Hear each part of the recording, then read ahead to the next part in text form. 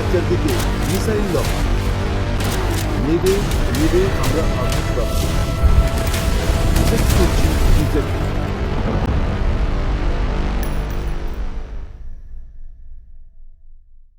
2026 সালের এপ্রিল মাস। বিশ্ব আরেকটি বড় সংঘর্ষের দিকে এগিয়ে যাচ্ছে এমন দিনগুলো। পূর্বাঞ্চলে হুমকির স্তর বাড়ছে, রিসোর্স দিচ্ছি, রিপোর্ট, উত্তেজনা বাড়বে।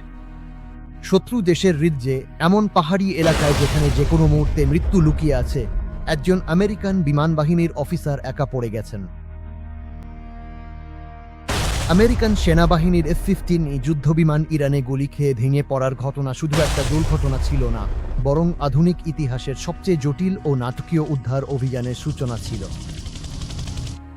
নিজের জীবন বাঁচাতে 36 ঘন্টা প্রকৃতি আর শত্রুদের সঙ্গে লড়াই করা এক সৈনিকের অবিশ্বাস্য কাহিনী এটি।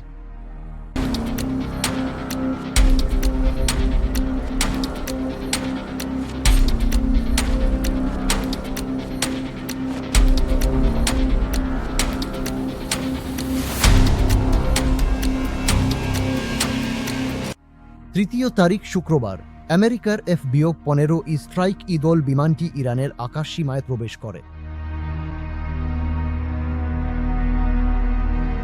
বিমানটিতে দুজন মানুষ ছিল, একজন পাইলট এবং একজন অস্ত্র ব্যবস্থা অফিসার ছিলেন। শত্রুদের আকাশ প্রতিরক্ষা ব্যবস্থা সঠিকভাবে তাদের লক্ষ্য করেছিল। একটি মিসাইল বিমানের ডানাগুলো ভেঙে দেয়। পাইলট এবং সহোডান কর্মী প্যারাসুট দিয়ে বাঁচিয়েও দুজন দুই ভিন্ন জায়গায় পড়ে যান। পাইলটকে খুব দ্রুতই আমেরিকান সেনাবাহিনী হেলিকপ্টারের সাহায্যে উদ্ধার করে, কিন্তু দ্বিতীয় অফিসার, যাকে পরে আমেরিকান প্রেসিডেন্ট অত্যন্ত সম্মানীয় কর্নেল বলে উল্লেখ করেছিলেন, তিনি ইরানের সবচেয়ে দুর্গম পাথুরে পাহাড়ি এলাকায় নেমে পড়েছিলেন। তার চোখ লেগেছিল, হাতে ছিল শুধু একটি পিস্তল, একটি যোগাযোগের যন্ত্র আর একটি ট্র্যাকিং বিকন। আমেরিকান বিমান ভেঙে পড়ার খবর মুহূর্তের মধ্যেই Iranian Islamic revolutionary guards corps জানতে পারে। তাদের মাটিতে একজন আমেরিকান সেনা জীবিত আছে, এই বাস্তবতা তাদের চাঙ্গা করে তোলে। একটি বিশাল সামরিক বাহিনী সেই এলাকায় পাঠানো হয়েছিল। সৈনিকটিকে ধরতে সাহায্য করলে $60,000 পুরস্কার ঘোষণা করেছিল ইরান সরকার। ফলে প্রতিটি গ্রামবাসী আর প্রতিটি সৈনিক সেই কর্নেলের জন্য ফাঁদ পেতেছিল। শত্রুরা চারদিক থেকে ঘিরে ফেললে সেই কর্নেল নিজের সামরিক প্রশিক্ষণের সবচেয়ে গুরুত্বপূর্ণ পাঠগুলো মনে করলেন। সিও অর্থাৎ সিওর, survival evasion resistance and escape, মানে টিকে থাকা, এড়িয়ে চলা, প্রতিরোধ করা আর পালিয়ে যাওয়া। দিনের আলো শত্রুর পক্ষে সুবিধাজনক, এটা তিনি জানতেন। শত্রুর চোখে পড়া এড়াতে তিনি এক পাহাড়ের ফাটলে আশ্রয় নিলেন। বাইরে শত্রুদের গাড়ির গর্জন আর পায়ের শব্দ তিনি স্পষ্ট শুনতে পাচ্ছিলেন। আহত শরীরের যন্ত্রণা আর অসহ্য ঠান্ডা তাকে কাবু করে দিচ্ছিল। তবুও মানসিক শক্তি হারাতে সে রাজি হয়নি। তার কাছে থাকা বিকনটি সে শুধু নির্দিষ্ট বিরতিতে অন করত। সবসময় সেটা চালু রাখলে শত্রুরা সিগন্যাল ধরে ফেলতে পারে, এই ভয় তার মনে ছিল। রাত হলে সে আরেকটা বড় সিদ্ধান্ত নিল।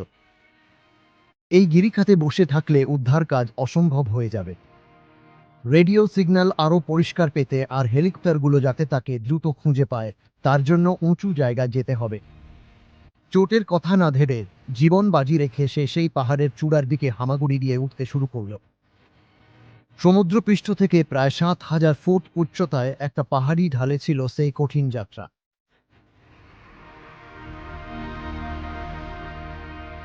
কর্নেলের বিকন সিগন্যাল আমেরিকান সেনাবাহিনী পেয়েছিল। সে কোথায় আছে সেটা তারা ঠিকঠাক জানত, কিন্তু সেখানে পৌঁছে তাকে উদ্ধার করা একেবারেই অসম্ভব ছিল, কারণ ইরানিয়ান সেনাবাহিনী পুরো এলাকাটা ঘিরে রেখেছিল। একটা বড় সামরিক অভিযান চালালে সেটা বড় যুদ্ধের দিকে নিয়ে যাবে, আর সৈনিকের জীবনও ঝুঁকিতে পড়বে। এখানেই আমেরিকান গুপ্তচর সংস্থা সে তাদের কৌশল ঠিক করল। তারা একটা ভুজা খবর তৈরি করল। হারিয়ে যাওয়া আমেরিকান সৈনিককে অন্য এজেন্টের মাধ্যমে ইতিমধ্যেই সীমান্ত পার করে উদ্ধার করা হয়েছে, এরকম একটা গুজব চেয়ে ইরানিয়ান গোয়েন্দা নেটওয়ার্কে ছড়িয়ে দিল। এটা ইরানিয়ান সেনাবাহিনীর মধ্যে ব্যাপক বিভ্রান্তি সৃষ্টি করল। পর্বতমালায় অনুসন্ধান চালাচ্ছিল, এমন অনেক দলকেই ইরান ফিরিয়ে নিল বা সীমান্তে সরিয়ে দিল। এই কৌশলটা আমেরিকার জন্য সবচেয়ে মূল্যবান জিনিসটাই এনে দিল, সময়। এপ্রিল 5, রবিবার ভোরবেলা। সুযোগের জন্য অপেক্ষা করছিল আমেরিকান প্রতিরক্ষা সদর দপ্তর থেকে সবুজ সংকেত পাওয়া গেল। আমেরিকান ইতিহাসের অন্যতম জটিল উদ্ধার অভিযান শুরু হতে চলেছে। যে কোনো প্রতিরক্ষা ভেঙে দিতে সক্ষম ভয়ঙ্কর অস্ত্রে সজ্জিত ডজন ডজন যুদ্ধবিমান আকাশে নিরাপত্তার চাদর বিছিয়ে দিল।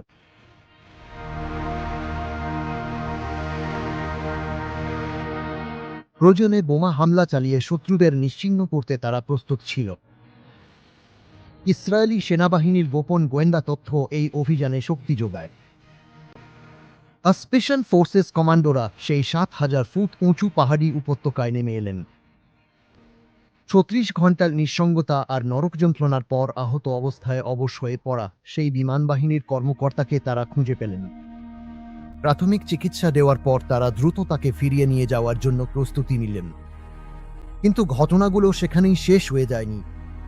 উদ্ধার করা কর্মকর্তাকে নিয়ে উড়ে যাওয়ার জন্য প্রস্তুত থাকা বিমানের একটিতে হঠাৎ প্রযুক্তিগত সমস্যা দেখা দিল।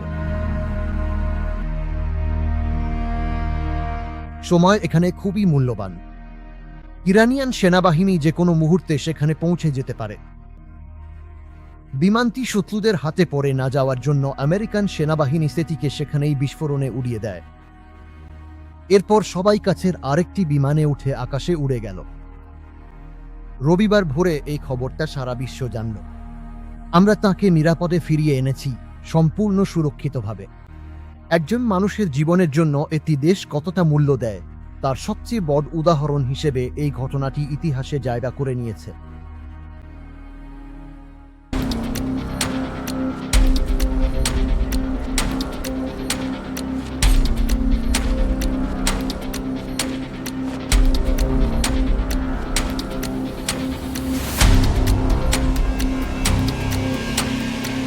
যুদ্ধ প্রায় সংখ্যার আর হিসেবের খেলা। কতগুলো বিমান ভেঙে পড়ল, কতজন মারা গেল, এইসব হিসেব। কিন্তু এই সংখ্যার মাঝেও আছে এমন মানুষ যারা বাঁচতে চায়, নিজের দেশে ফিরতে চায়।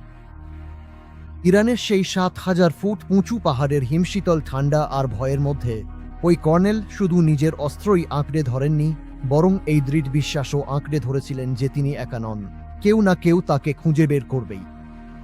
সেই বিশ্বাসই শেষ পর্যন্ত জিতেছিল। এই কারণেই মানুষের ইচ্ছাশক্তির টিকে থাকার অবিস্মরণীয় গল্পগুলোর মধ্যে এটি একটি হয়ে উঠেছে।